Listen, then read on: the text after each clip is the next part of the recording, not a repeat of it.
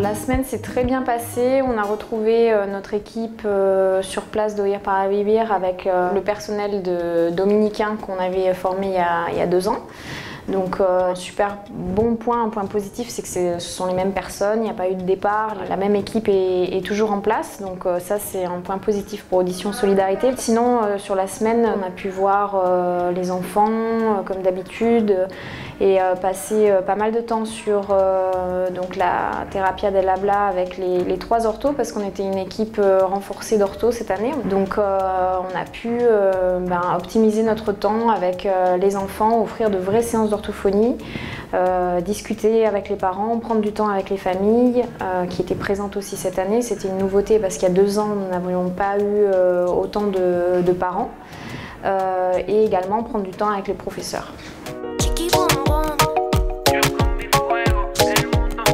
Ces 2 personnes qui sont assistantes orthophonistes donc ont un bagage en psychologie de la petite enfance notamment. Elles ont aussi des notions sur quelques notions de linguistique. Donc nous, on leur a apporté en fait nos savoir-faire et notre pratique avec les personnes déficientes auditives, puisque ça c'est ce qui leur manquait un petit peu. Donc on a essayé de structurer vraiment notre approche au niveau de la formation pour leur donner des axes en fait principaux de travail avec une certaine méthodologie pour qu'elles puissent poursuivre sans difficulté le travail en notre absence.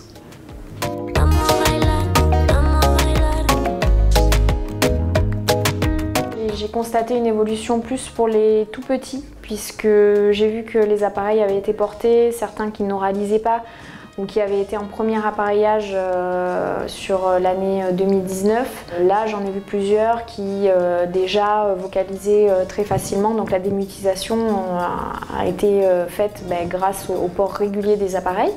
Donc ça c'est super positif. Après le négatif qu'on a observé et qu'on observe aussi chez nous en Europe et partout, c'est le fait que les enfants qui avaient des troubles, je parle notamment de l'attention et de la concentration, ont eu ces troubles qui se sont un peu plus développés, un peu plus marqués, notamment avec le temps passé à la maison et devant les écrans. Mais c'est ce qu'on observe aussi chez nous. Donc elles vont faire 2 fois par semaine des sorties dans les écoles. Donc en gros, chaque école sera vue 1 fois par mois. Donc là, leur mission, elles auront 4 heures sur place. Ce sera d'organiser des groupes pour pouvoir faire un travail sur à la fois le rythme, à la fois le souffle, donc le langage après avec le travail en verbotonal des différents sons de la langue. Et bien sûr l'éducation auditive qu'on pratique en tout début de mission et de rééducation.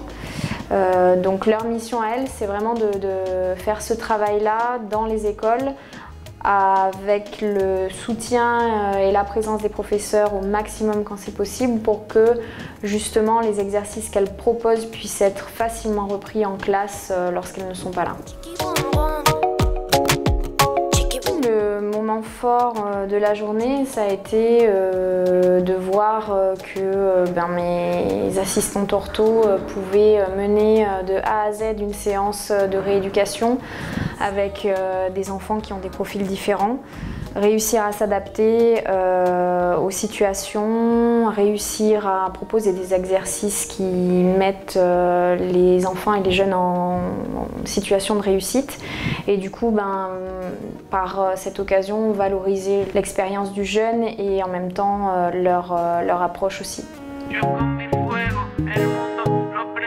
Terapia del Habla.